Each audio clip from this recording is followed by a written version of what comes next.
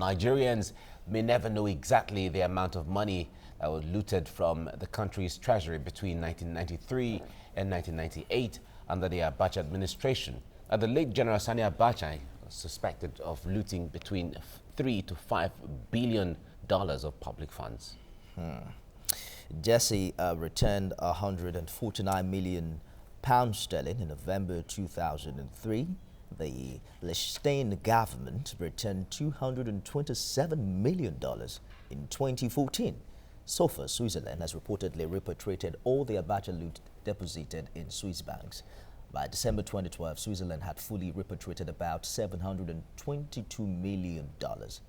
The second tranche of $322 million was repatriated to Nigeria in December 2017. Now, the government directed the last tranche of looted funds to its social intervention or social investment program through conditional cash transfers to 302,000 households in cash transfers to 302,000 households in 19 states.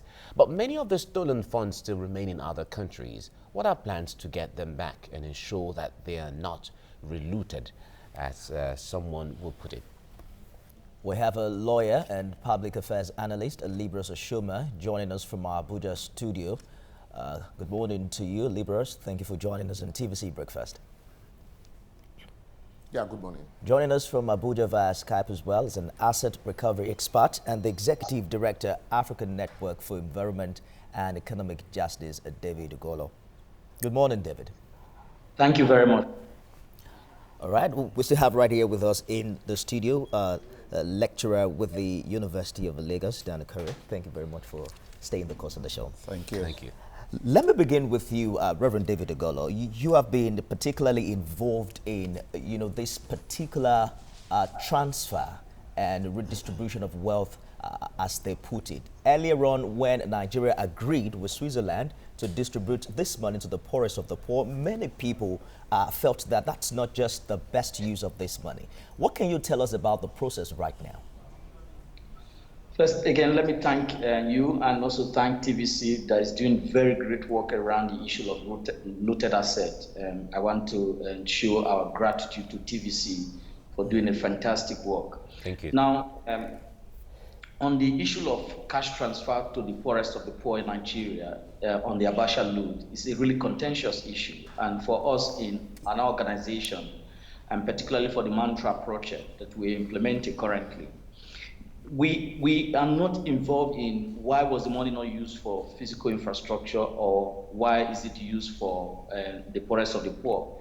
Our own role as civil society is to monitor the agreement reached between the Swiss and the Nigerian government, which, if you recall, when the court ruled in Geneva, the decision of the court before the $322.5 million was released to Nigeria, there were conditions reached in that court decision. One of the conditions is that the World Bank will monitor the money. And the reason behind this, which we are not here to debate now, because in the first place, Nigerian government did not contest that ruling, and nobody from Nigeria contested that ruling. So the ruling stands, and on the basis of that ruling, the government of Nigeria and Switzerland enter into an MOU. And in the MOU, I, David Ogolo, on behalf of the civil society, participated in that MOU. That was remarkable, and we must thank the Nigerian government, because that's the first time in the world that two sovereign governments are meeting and an independent civil society were allowed to participate in the entire process. Again, it demonstrates the transparency and accountability of the government, and which we are very grateful for. Now, in the MOU, there are provisions on how the money should be spent, and one of them is for cash transfer. And because of that, the Nigerian government decided to allocate the recovered Abacha money for cash transfer, and which translates to 5,000 naira per month for the poorest of the poor. Now, there has been debate about why is it going for very poor people? Why 5,000 naira? Well, like I said, our organization, civil society monitoring the process, we cannot contest that because that decision is already reached, an agreement has already been reached, an MOU has already been signed, and unfortunately, this is a big problem that we are seeing in Nigeria today, that people are not going to be able to discuss this properly.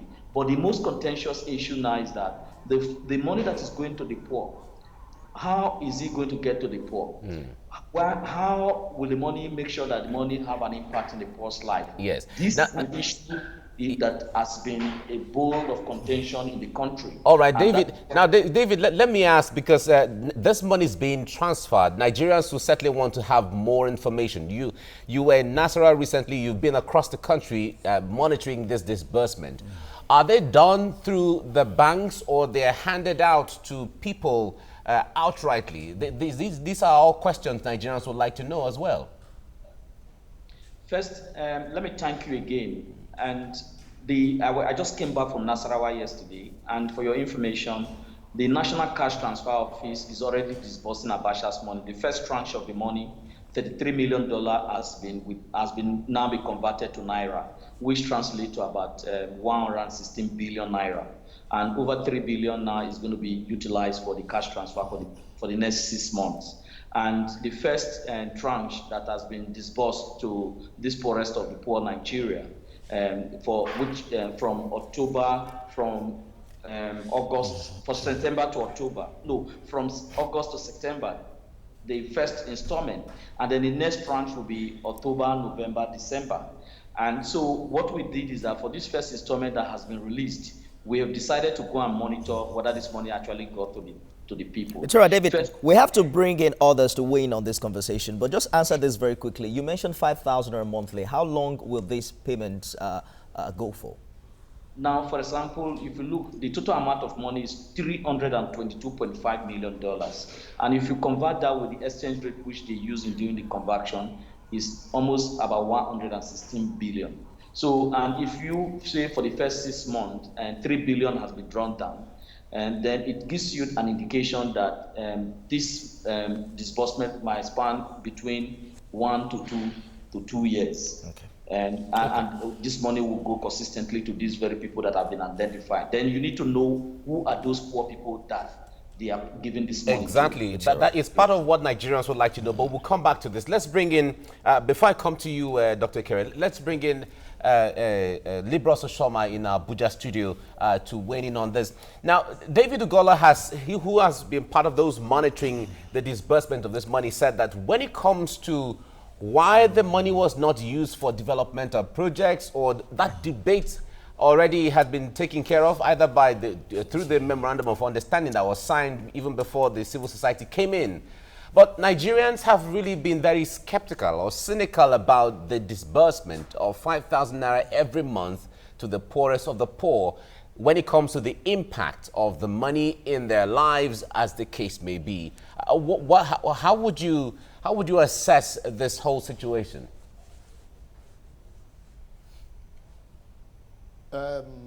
Mike, thank you for your question and this opportunity.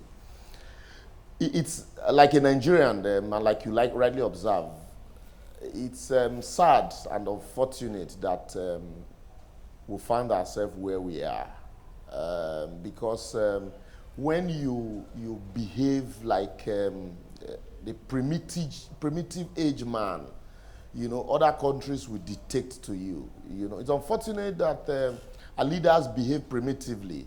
To the extent that you take money in cash, you know, abroad. And some of these funds are used to develop other countries. And unfortunately, this money recovered, when it's to be returned to you, conditions are given to you. And some of these conditions, you are not even part of the negotiations. If you remember also, in the last administration, some of the funds that were recovered, people started asking, where's the Abacha loot? That SERAP even went to court to compel the CBN to requesting the World Bank to compel the Nigerian government to release, you know, a detailed audited account of how much was recovered and how the money was spent. I think it was to that extent that the Swiss government decided in their wisdom to say, look, share this money let the money go round to average Nigerians, because I also had expected, the Swiss government was not fair to us at all, because it's like throwing money at problems. When you can build lasting institutions that will, outlive some of these persons and that will be able to solve, problems. Because if you throw this money at the people, and at the end of the day, they will still need, the money in itself will not buy, wellness, will not buy good health. Will not, you need, structures to be able to, activate the money, to get something in return. But unfortunately, that is what it is. Liberals, it is, that is exactly what it is. Liberals, of course, the idea of whether the money was, used for the right thing or not, that debate is long gone and it's not on the table right now. Recall that in 2006, the same Switzerland had returned $723 million to Nigeria. Most of that money wasn't accounted for, and that indeed must have inspired the decision they took. But President Muhammadu Buhari seemed to have been very loud to, developed countries about the need to repatriate most of these funds. If Switzerland cannot trust Nigeria, many years after that occurrence in 2006, how do you see that affect Mr. President's plan or his effort to repatriate most of these stolen funds? You see, like I said, it's unfortunate that the government can't even trust us with our own money. The foreign countries can't trust us with our own money. And so they begin to dictate for you how to spend the money. Because like I remember I readily observed that it got to a point people were asking, where's Abacha loot? And so that means the loot had been relooted. That several people went to court to compel the federal government to release audited account.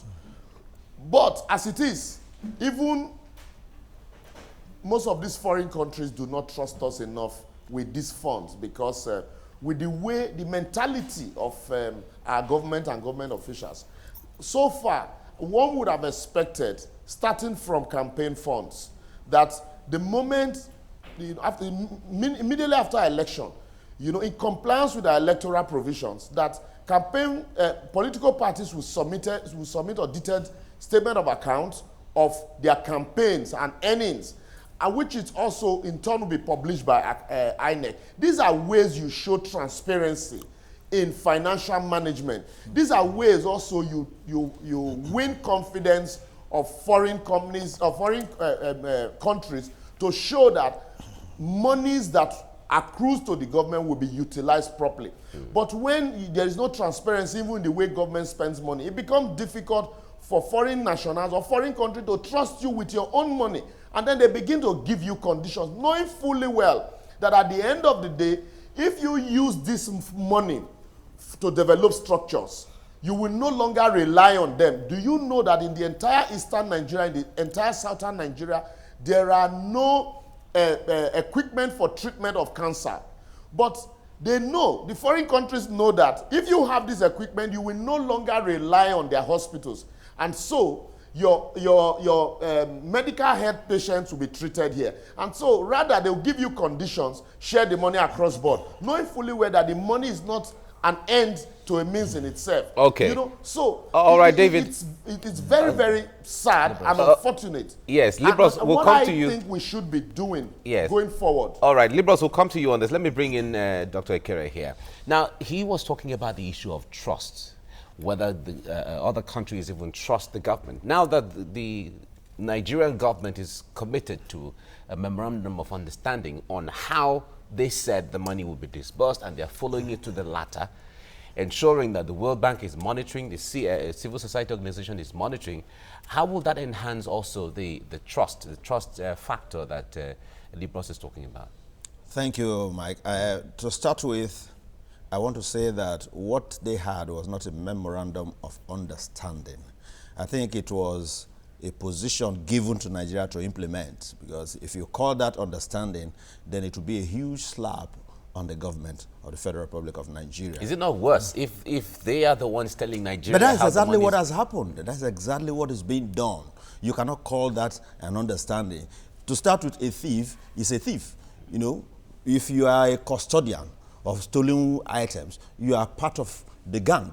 So for that same person to begin to dictate to you whose money was stolen, that, oh, this is your money that we stole, this is how I want you to use it. It's shameful to start with. That, oh, some monies were repatriated, how it was spent was an issue. So that now gives the Swiss government, enough ambience to begin to tell Nigeria. They should be ashamed to start with, that they were aware this kind of money. And we keep calling it a developed country. What is developed by somebody who is part of this kind of arrangement? But isn't that even part of what Libros was saying? Yes. Even our leaders in the first place. Exactly. Because it came from them in the first place. Yes. So when you're even talking about the shame, as the case may be, it is the leaders from where the monies were even taken from that should even share in the shame first. They are part of the shame. That's why I've told you that there was no memorandum of understanding, because you cannot show that kind of a thing as understanding. So I'm only aligning with what liberals have said, that to start with, there shouldn't be any such issue of, okay, this is how you have to spend your monies that was stolen that we are now repatriating. This is something that they should be ashamed to even do, because they were aware this kind of monies were stolen. And I listened to David Ugolo saying that he was part of the signing. I don't know if he had any contribution, any input into that particular document that he signed. He said the CSO were invited to monitor the situation. Monitoring it is government to government. Exactly. What I'm saying is that he was a part of the agreement. What he signed simply was just to follow them and see what they are doing. Now, did they equally indicate how to identify the poorest of the poor? Now, you said a few states have been earmarked. Are those the only states where you have the poorest of the poor? So who constitutes the poorest of the poor? What is the best way to reach out to the poorest of the poor? The poorest of the poor will need medical attention. The poorest of the poor will need education. Chances are that they might not have the resources to send their wards to school. So why not create this institutions available, so that they will be able, it will be something that the entire country will benefit from, because the money that was stolen was not the money of the poorest of the poor. It was Nigerian money. Let every Nigerian benefit. This strategy of how it is being distributed creates enough room for fraud to happen, because at the moment, how do you, so if I now say, okay, my younger brothers are among the poorest of the poor, how will you determine whether they are or not? So it creates a lot of challenge with the way the money is being disbursed. Will become relevant perhaps for other monies that we're repatriating. But I'm concerned about what Nigeria and indeed developing countries are doing to get all of these monies back. It's estimated that between 20 to 40 billion US dollars is annually, being taken away from developing countries and hidden, outside. What do you think we can do to collaborate with all of these countries and ensure that we get most of these monies back and then implement them the way that you're suggesting? Yeah, thank you. The first thing is to even ensure that no more money is not stolen and taken to these places. And that is the more reason why we need to focus on the banks. It is very critical, because much of these monies are not moved outside this country in cash.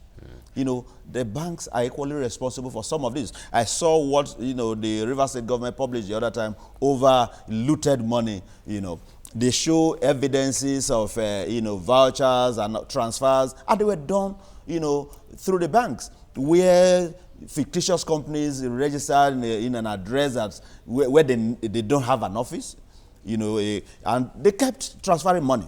So the banks are responsible for much of this. So to start with, we must block that loophole. Then every other money that is kept abroad, chances are that the governments of those countries are aware, because the Swiss government, if they were not aware of this, they wouldn't have repatriated that money. So those governments are aware. I am saying that though the president has been making so much noise about this at international fora, that we need to, fight corruption. Those whom we are telling this story about how to fight corruption are part of the gang, because they are the custodians of these resources. But however way you see it, it seems it is working, because the monies are coming back. So yes, some of the monies have come back, but much of it is still there. And we didn't tell them how it should be used. Yes, but however, they should just do everything to bring the money. There are more agreements of the money is being repatriated. David, let me come back to you in here. Now, the critical question that Dr. Ekere has raised, which is part of what is in the mind of Nigerians, is what is the criteria to ascertain the poorest of the poor? What criteria was used to identify some of these people? Because when it comes to the poorest of the poor, they're scattered everywhere across the country, especially when not all the states are benefiting at the same time. Talk to us about that. First again, let me also thank you for these timely discussions around the disbursement of Abacha's money. And let me also say that with over 25 years, I have been working in campaigning around the world to get Nigerian money and other African government stolen money back to their continent. And having participated in a negotiation designing a global framework like the United Nations Convention Against Corruption. And a special chapter in that convention was designated for asset recovery, Chapter 5. Again, that gives you a background that I am committed over the last 25 years campaigning around the world for Nigerian assets to be returned back. And that also informed the decision of campaigning for debt cancellation for Nigeria. So coming from that background, it will inform you that having campaigned for money to be returned back, and money are now being returned back, unfortunately they are being reluted. We became very concerned about the framework that need to be put in place to ensure that if money is recovered back, it is properly utilized. That's why the context of 2004 is very important for people to understand that in 2005, when the first Abacha number first was returned, the money was actually dedicated for major projects like road, hospital. And the first time in the history in the world, we went to monitor that Abacha one, and what we found was very disgusting. It was unacceptable. Roads that were claimed to have been built with that recovered money, we didn't locate the road. Some schools that were claimed to have been built in the southeast, we didn't see them.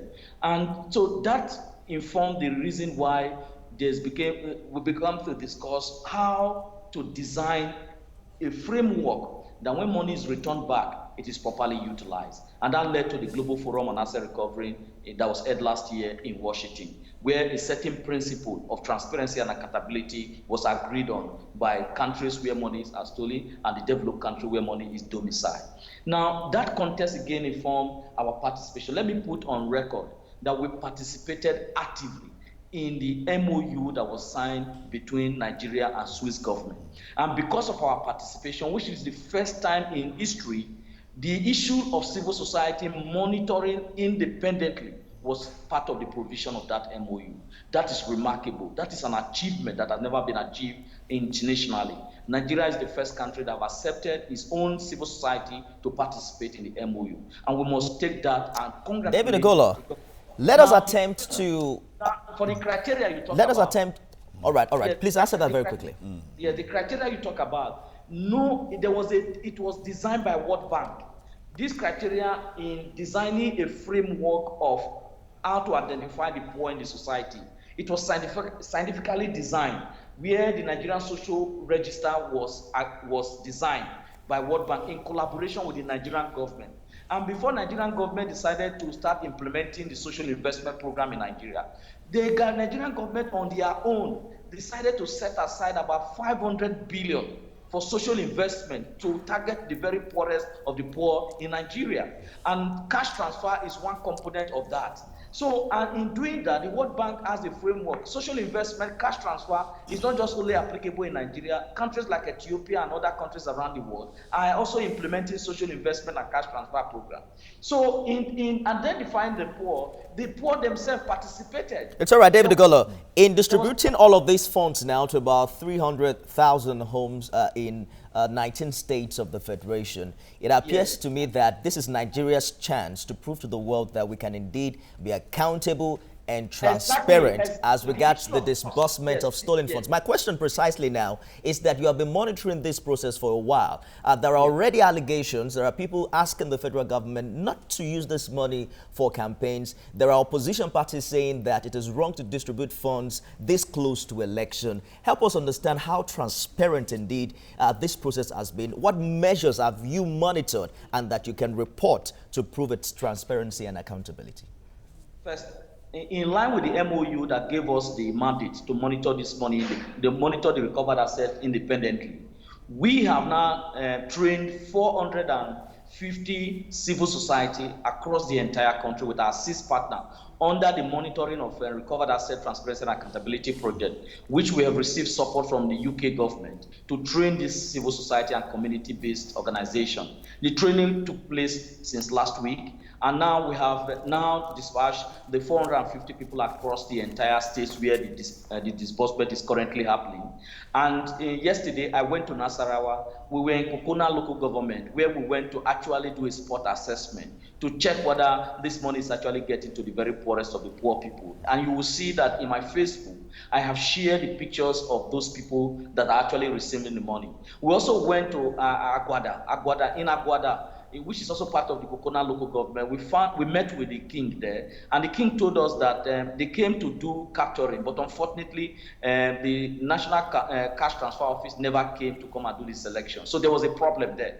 And within the National Cash Transfer Program, there's a grievance mechanism. So Aguada issue is an issue that we've promised the community that we are taking to the grievance mechanism forum, so that we can identify why they didn't come back to come and identify. So all right. What we're doing now, in the next few weeks, we're going to come out with a preliminary report to show to Nigerians whether the Abacha money, the first installment that was released, actually got to the people. Okay. And I think that we are also trying to avoid is that we should not allow politicians to damage this program. All right. Whether PDP or APC, we don't care. What we care about is that we're giving voice to the poorest of the poor in Nigeria. All right, David. All right, David. Thank you. Let me bring Libros here, because we're trying to check the time. Libros, when it comes to you mentioned the issue of trust earlier on. This is not even about the Swiss government or other governments trusting Nigeria now. It is about Nigerians trusting the government. Now, we have the World Bank monitoring this process. We have the civil society monitoring this process. David Ugola is part of it and all of that. But how about Nigerians? Do they trust that as this monies are said to be disbursed, they trust that this money is actually disbursed and used for the purpose for which it is meant for? Mike, I really don't have a problem with government disbursing this money according to the regulations laid down and prescribed for them by the Swiss government. It's quite unfortunate, like I said, that our leaders have put us in this mess. You remember, like even David Ogolo had identified, the first and second trenches that were released, almost all of them were relooted. And so it was difficult to account for, including some that were earmarked for infrastructural development. And so to that extent, you know, a member of the gang, you know, somebody who was a part of those who were house stealing funds now, is telling you how to disburse the fund. And because you are handicapped, you know, as a government, thanks to the fact that we are a developing nation. And so it's easier for them to dictate to you how to spend the money that they stole from you. Because actually, if they didn't provide the opportunity to warehouse the fund, Abacha wouldn't have taken it there in the first place. Okay. And so now the government of the day, in the wisdom of transparency, is actually disbursing. Okay. It is not left for us, Nigerians, not just the civil society who are part of the process. It's not left for everybody to begin to try to follow this money to see if truly it is following the process. Okay. Whether the government will obey the instructions is a different... All right. They have actually done that. Okay. I think this is where we have to leave it now. We are thankful that the civil society for the first time is monitoring the process, and the World Bank is also involved. So Nigerians will have to wait to see how things will play out and how it in fact is playing out already. David Ugola, thank you very much for coming on the program. Libros Oshoma, we also thank you for coming, and Dr. Danekere, thank you very much for lending your voice on this as well. Thank you. It's always a pleasure. Right. All okay. Right. We'll take a break now to bring you some news updates. Stay with us.